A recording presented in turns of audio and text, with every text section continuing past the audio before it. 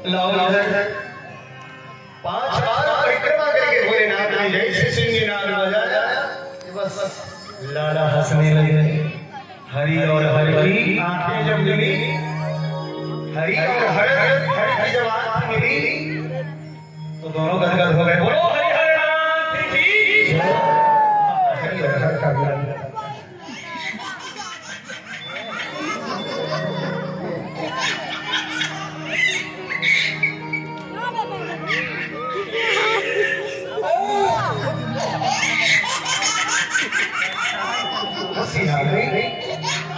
नजर जल गई यशोदा मैया के पास गया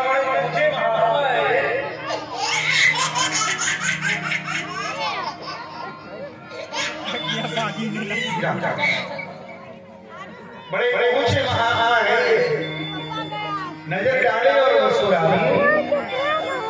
अब नंद रानी यशोदा मैया कहती है बाबा आप बड़े दूर से आए हैं, कुछ ले लीजिए। भोलेनाथ कहते हैं कि मैं साधु बना हूं तो कुछ लेना ही पड़ेगा, चलो कुछ फल दे दो। फल ले लेते हैं, लेकिन नंद रानी यशोदा मैया कहती है बाबा आपको पहुंचे थोड़ा सा मेरे लाला की तरह हस्तरेखा देते हैं। बोला देखो आज तो देखूंगा, लेकिन मेरी उम्र हो गई है, नजर मोटी हो गई है, तो मिलन दर्शन के बाद तो मिलन की इच्छा जगती है। तो बाबा भोलेनाथ की इच्छा हो गई कि जरा एक बार भगवान से मिलने गोद में खिला रहे बाल कृष्ण लाला।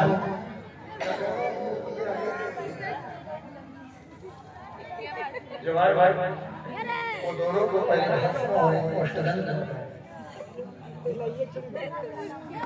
बोलिए बाबा भोलेनाथ की जय। अच्छा बड़ी बड़ी सुंदर बात क्या कह रही है यशोदा? बोल रही हूँ बाबा कि मेरे लाला का हाथ देकर ये बताइए कि राजा कब बने। जैसे ही भोलेनाथ बालकृष्ण लाल को गोद में लेते हैं तो हृदय स्पर्श करा करके भाव विभोर हो जाते हैं। अरे यशोदा ये तो राजा बड़ी जल्दी बनेगा, 12 वर्ष में ही राजा है। अच्छा बाबा एक बात बताइए कि ये 12 वर्ष में राजा तो बनेगा, थोड़ी रानी वाली आएगी कि नहीं? रानी तो आएगी। अच्छा रानी आएगी, कैसी होगी बहू? बोले आज की तरह बहू नहीं होगी जो सास ससुर के पिए लहू, ऐसी बहू रानी आएगी। बोला तो बड़ी सुंदर बहू आएगी। अच्छा बाबा बताइए ये कहीं होगी ना? अरे नहीं यही तो चक्कर है तुम्हारे यहाँ के हस्तरेखा। एक बहू नहीं आएगी, कितनी आएगी? एक बहू में तो तबाह है। 16,108 आएंगे। बोला रे राम रे राम, तो मेरा लाला का चेहरा हराम हो जाएगा। चिंता मत करो, तुम्हारे लाला के नयन के कटाक्ष पर, तुम्हारे लाला की अधरों की सुंदरता पर, तुम्हारे लाला के कृपा कटाक्ष पर ऐसी मोहिनी विद्या जाएगी, ऐसी सम्मोहन विद्या होगी कि संसार की कोई भी स्त्रियां उनसे नजर नहीं मिला पाएगी। संसार की समस्त स्त्रियां उसके अधीनस्थ रहेंगी। आजकल पुरुषों के अधीनस्थ स्त्री नहीं है। कारण क्या है कि पुरुषों के अंदर सम्मोहन विद्या सम्मोहन है ही नहीं, आकर्षण है ही नहीं, तो सम्मोहन और आकर्षण कैसे होता है? तो जब सम्मोहन और आकर्षण के बीच हम श्री कृष्ण को स्मरण करते हैं, आप बिना स्नान किए भोजन करते हैं, आपको जो रोज ये चंचल लगा रहे हैं, क्यों लगा रहे हैं? ये चंचल लगाने का उद्देश्य क्या है कि तुम स्नान करके प्रतिदिन तिलक लगाओ। भगवान को सजाने का मतलब है कि ठाकुर जी को सजाना, और ठाकुर जी के सजाने के बाद ठाकुर जी की तरफ सजो। कार्यकर्ता जरा ध्यान दीजिए, वो किनारे कितने बच्चे लोग हैं,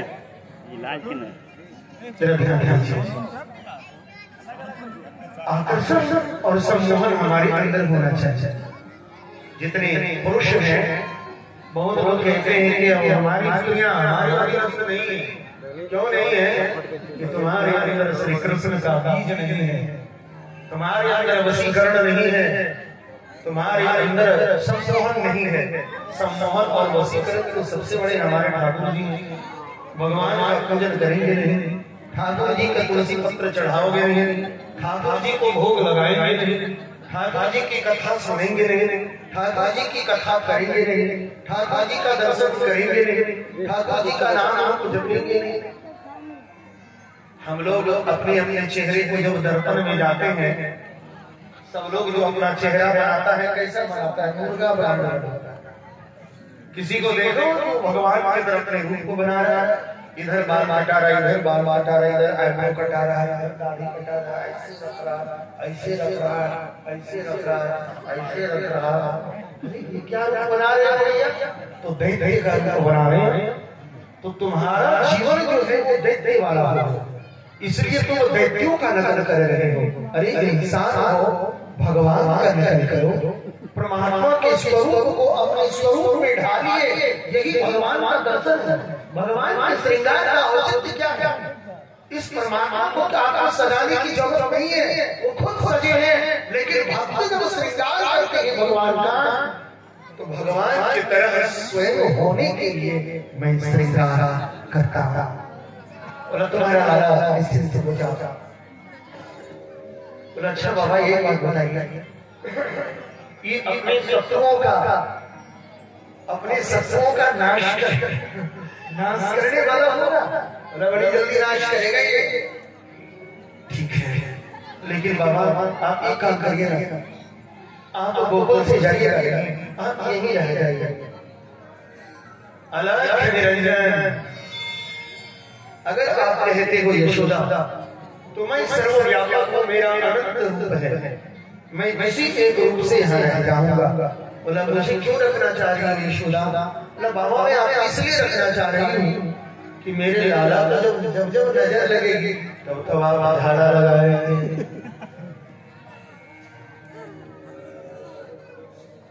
ये झाड़ा आप लगाओगे बाबा, नजर उतारेंगे। इसलिए जब आप परिधान वृंदावन जाएंगे तो जहाँ जहाँ ठाकुर जी की विग्रह है, जहाँ जहाँ ठाकुर जी की मूर्ति है, जितने भी मंदिर है वृंदावन धाम में, सब मंदिर में आपको भोले बाबा मिलेंगे। क्योंकि वृंदावन वासी को बड़ा डर है कि मेरी कन्हैया को कोई नजर न आए। आपको को डर है? डर है कि मेरे लाला नजर नहीं लगे? हम लोग अपना लाला मानेंगे तब तो। हम लोगों ने भगवान को अपना माना ही नहीं है। क्यों भैया? जरा इधर ध्यान दीजिए। राधे राधे। परमात्मा को जब जब अपना मानोगे तभी तो भगवान की सुरक्षा का चिंता आपको होगी।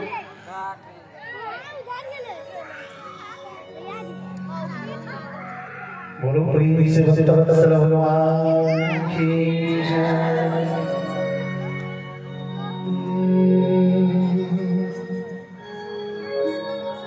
अरे मोटे मोटे नैनन के दो, क्या बात है, जरा ध्यान दियो। अरे मोटे मोटे नैनन के दो, और मथुरा चल कंस को कुछ कर नहीं दिया, क्योंकि लाला हुआ है नंद राय जी सोने के थाल में पंचामृत भर करके मथुरा नगरी से करने के लिए आया और सभी सारे ब्रजवासियों को रक्षा का भार दिया। सुनो, आप लोग बीच में उड़ बढ़ करो गए, रक्षा का भार सबको मिल गया। आप लोग लाला की रक्षा करना, मैं कर दे करके आता हूँ। इधर देखिए नंदराई जी जल देने के लिए पहुंचे। वसुदेव जी से मिलन होता है, संवाद होती है कि वो मित्र कैसे हो, बोला ठीक हो, बोला ठीक कहाँ से रहना है, कंस के राज्य में तो कोई भी सही नहीं रह पाएगा, कंस माने का अभिमान। जरा ध्यान देते, आप लोगों को समझ में नहीं आ रही है, जरा इधर ध्यान दो। आज कोई दूसरा ऊपर का सफर कर दिया गया है क्या? इतने आप लीडर हो रहे हो, वही है, इसलिए जरा शांति से। भोले बाबा कहते हैं ठीक है। बाबा तो निवास कर गए, लेकिन कर देने के लिए जैसे ही आते हैं दोनों में मुलाकात होती है, तो वार्ता आ गई। चल रही है कथा कि कंस क्या है, तो कंस अहंकार है। जिस व्यक्ति के जीवन में अभिमान होगा उससे शांति नहीं रहेगी। अगर किसी को विद्या का अभिमान है तो वो विद्वान होकर के भी आसान करते, किसी को अगर धन का अभिमान है तो धनवान होकर के भी वो आसान है, किसी को अगर पद मिल गया है और अगर उसको अभिमान है वो पद पर आसीन होकर के भी शांति नहीं है। किसी भी परिस्थितियों में उन्हें शांति की प्राप्ति नहीं है। इसलिए अहंकार बैठा देख रहा बड़ी जीव को शांति नहीं प्रदान करता है। वसुदेव जी और नंदराय कहते हैं वसुदेव तुम्हारे सारे पुत्र को तो कंस ने मान लिया, ये कन्या मसी की ओर ही चली गई। एक कन्या वशिष्ठा साथी जीवन बता था, वो भी चली गई। वसुदेव जी कहते हैं नंदराय तुम्हारा घर जो लाला है ना वो मेरा ही है, लेकिन रहस्य की बात समझ नहीं आए। कंस को कर देते हैं पंचरत्न देकर, कंस बड़ा राजा हुआ। दक्षिणा ज्यादा देकर के जो ब्राह्मण खुश हो वो कंस है। दक्षिणा का कुछ भी हो सकता है, दक्षिणा का कोई परिमाण नहीं होता। अगर परिमाण के ऊपर हो रहा है कंस गदगद हो गया।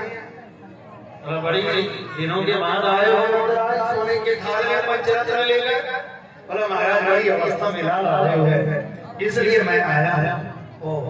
जो मैं आशीर्वाद देता हूं तुम्हारा लाला बड़ा होकर के विद्वान बने, राजा बने और अपने शत्रु का नाश करने वाला हो, जल्दी नाश कर दे। कंस को पता ही नहीं है कि हम ही अपने शत्रु को आशीर्वाद दे रहे हैं। कंस चक्रवर्ती थे ना, चक्रवर्ती का आशीर्वाद लग जाता है। कंस ने स्वयं अपने मित्र को पुष्ट कर दिया, आशीर्वाद दी। चले वहां से नंदराय जी कंस को कर दे करके वापस हो रहे हैं।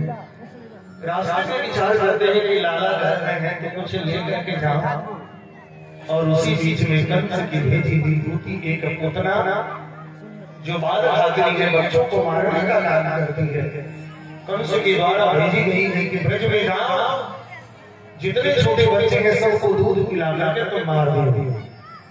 तो पूतना क्या है? पूतना किसे कहते हैं? पूत मतलब पवित्र और ना मतलब नहीं। जो पवित्र नहीं है वो पूतना है। बोला पवित्र नहीं है, जिसकी आकृति तो सुंदर है, देखने में बड़ा सुंदर है, लेकिन कीर्ति सुंदर नहीं। इसलिए मनुष्य को अगर सुंदर भगवान ने तुम्हें बनाया है तो सुंदर आचरण भी आपके अंदर होना चाहिए, नहीं तो आप पूतना है। पूतना का मतलब बोला जो बाहर से श्रृंगार करके सजती है लेकिन अंदर से वो सही नहीं है, बोला वो पूतना है। पूतना 3 वर्ष के बच्चों को मारती है। वह 3 वर्ष का बच्चा क्या है? 3 वर्ष माने शिशु। 3 गुणों में जो जीव है वही 3 गुणों में जो जीव रहता है वही शिशु है। हम लोग जितने लोग यहाँ बैठे हैं सब शिशु ही, सतोगुण रजोगुण तमोगुण के अंतर्गत हम 3 गुणों के अंदर हैं, इसलिए हम शिशु हैं। और पूतना मतलब अविद्या, अविद्या अज्ञानता मुझे मार देती है। जब तक व्यक्ति 3 गुणों से ऊपर नहीं उठेगा तब तक अविद्या उसे मारती है। आज पूतना मारने के लिए आए हैं, एक ब्राह्मण का रूप धारण करके आए हैं। उठ बैठ बैठ करो। पूतना एक ब्राह्मणी का रूप धारण करके आया, कहती है बड़ी सज धज करके आई। स्त्री कभी स्त्री के ऊपर आकर्षित नहीं होती, याद रख ले। अगर दूसरी बगल वाली बहुत सुंदर कपड़ा पहन करके आई है तो बगल वाली को बड़ी जलन कि वो इतनी सुंदर कपड़ा पहन करके क्यों आई, मैंने क्यों नहीं पहना। उतना इतनी सुंदर रूप बना करके आया कि सारे ब्रजवासी आकर्षित हो गए। और आकर्षित होने के बाद यशोदा भी आकर्षित हो गई। बोला मैं एक तपस्वी ब्राह्मण की पत्नी हूँ। बोला काहे को आई है? बोला मैं आई हूँ, जिस बच्चे को मैं दूध पिला लेती हूँ वो बच्चा पुष्ट हो जाता है, जवान हो जाता है, स्वस्थ हो जाता है, स्वच्छ हो जाता है। अच्छा, वो कभी बीमार नहीं होता। ठीक है, कभी बीमार नहीं होता, कभी बीमार नहीं। तो जाओ मेरे लाला को दूध पिला दो। बस लाला को दूध पिलाने के लिए पूतना जैसे ही अंदर प्रवेश करती है, भगवान पूतना से नजर मिलाता और भगवान नेत्र बंद कर लेते हैं। तो संतों ने भाव दिया कि भगवान नेत्र क्यों बंद कर रहे? बोला नेत्र इसलिए बंद किए कि भगवान जानते हैं कि जब तक कोई जीव पूर्व जन्म में कोई सत्कर्म नहीं किया है, जब तक कोई सत्कर्म नहीं किया है तब तक वो हमारे समीप नहीं आ सकता। हे ओगरी के जनताओं, क्षेत्र के जनतागण, आपके जीवन में कोई न कोई पुण्य जरूर है। आज उसी पुण्य के प्रताप से तुम यहाँ पर आए, और जिसके जीवन में अधिक पुण्य है वो पूरी कथा सुन लेता, और जिसके जीवन में थोड़ा सा पुण्य है वो थोड़ी देर के लिए आया। लेकिन हम लोग घर तक उसको पकड़ते हैं। अगर भजन नहीं करोगे तो भोजन भी तो कर लो, कुछ तो कर लो भाई, भगवान की कथा का आस्वादन तो कर लो। उतना राजा बलि की पुत्री थी। राजा बलि के यज्ञमंडप में जब जवान वामन अवतार लेकर के आए थे तो राजा बलि की पुत्री रत्नमाला के मन में भाव आया था कि शायद मैं भी मां होती और इतने छोटे बालक को मैं दूध पिलाता। भगवान के इस बात में ब्रह्मचारी हूँ, अगले जन्म में मैं तुम्हारा दूध जरूर पीऊंगा। जब भगवान विराट रूप धारण करके राजा बलि का सब ले लिए तो वही रत्नमाला के अंदर में शत्रु भाव उत्पन्न हो गया। भगवान बोले ये भी तुम्हारी कामना पूरी। आज वही दोनों कामनाओं को लेकर के पूतना यहाँ पर उपस्थित हुई है। पूतना श्री कृष्ण लाला को लेकर के आकाश मार्ग में उड़ जाता है।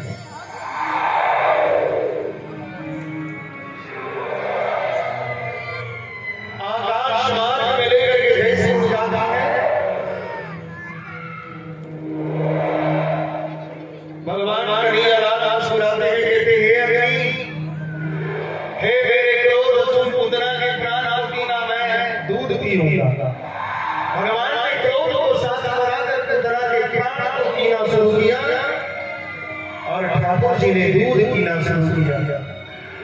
पूतना के शरीर में दर्द होने लगा। पूतना अपने रूप को विकराल कर लेती है, शेर कोष का शरीर बना लेती है। पूतना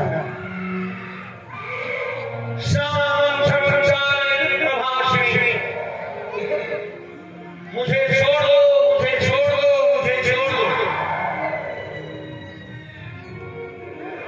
भगवान कहते हैं पूतना मासी, मासी बोल दी क्योंकि दूध पी रहे, रिश्ता बना रहे, क्योंकि भगवान मासी को मार कर नहीं, भगवान उसका उद्धार कर गए। पूतना मासी, पहले तो मैं किसी को पकड़ता नहीं और अगर मैं पकड़ता हूं उसे छोड़ता नहीं, ये मेरा सिद्धांत है। मैं पहले किसी को पकड़ता नहीं और अगर मैं पकड़ता हूं तो फिर मैं उसे छोड़ता था। उतना विकराल रूप धारण करके कंस के बगीचे में ध्यान से गिर जाता। सारे ब्रजवासी यशोदा को बड़ी फटकार लगने लगी। यशोदा बच्चे का देखभाल नहीं कर सकती, शर्म आ गई, थोड़ी सी झुका गई, बोला पहला है कठिनाई हो रही है। सारे ब्रजवासियों ने पूतना के शरीर को खंड खंड किया, बोला 6 कोस है, मतलब 18 किलोमीटर लंबी चौड़ी पूतना का शरीर है, तो इतने लोग कैसे अर्थी में लगेंगे भैया। तो सारे ब्रजवासियों ने कुल्हाड़ी से पूतना के शरीर को टुकड़े टुकड़े किए और यमुना के किनारे उनका दाह संस्कार कर दिया। जब दाह संस्कार हुई तो पूतना के शरीर में जब आग लगाई गई तो बड़ी खुशबू आती, तो सभी भक्त कहते हैं लोग जलते हैं तो दुर्गंध आ रही है, ये जल रही है तो खुशबू आ रही है, अगर डर की खुशबू आ रही है, बोला इसलिए आ रही है, खुशबू इसलिए आ रही है कि भगवान जिसमें अपना होठ लगा देते हैं, अपने मुंह को लगा देते हैं, अब उसके जीवन में तो कोई पाप रहता ही नहीं। इसी प्रकार से जिस जीव को भगवान के कथा में आनंद आ जाए, जिस जीव के मुंह से भगवान का नाम निकल जाए, उस जीव के शरीर के अंदर से संपूर्ण पाप निकल जाता है और वह व्यक्ति का चित्त शुद्ध हो जाता है। हम लोग भी वासना से ग्रसित हैं, अविद्या से ग्रसित हैं, इसलिए मैं बोलता हूँ कि भगवान नाम ले बोलो दोनों हाथों की सेवा लेते हुए जय जय श्री राम, मुझसे बोलिए जय जय श्री राम। आवाज कहाँ आ रही है? जोर से बोलोगे तो से भागेंगे, बोलो जय जय श्री राम। अगर गर्दना भाग गई है तो वो प्रकाश भैया जो आदमी जो खाली है जगह तो भर जाना चाहिए। जब तक उसके अंदर अगर पुतना था वो बोल नहीं रहा था, लेकिन अब हकीकत में अगर पुतना निकल गई है तो ठाकुर जी का दरबार खाली तो रहना नहीं चाहिए। देखते हैं आज ठाकुर जी की विशेष इसके ऊपर होती है विशेष। मैं आप लोगों से आग्रह भी करूंगा, जब हमारा दर्शक करके आप बीच में जाइए, लोगों से संपर्क बनाएं, और अगर लोग 1 लाख की श्रेणी में नहीं आ पा रहे हैं तो 2 स्थान रिजर्व रहने दीजिए। अब आप लोग अगर 51,000 की भी राशि के जो दाता है वो भी अपना नाम आप अंकित करा सकते हैं वहां पर।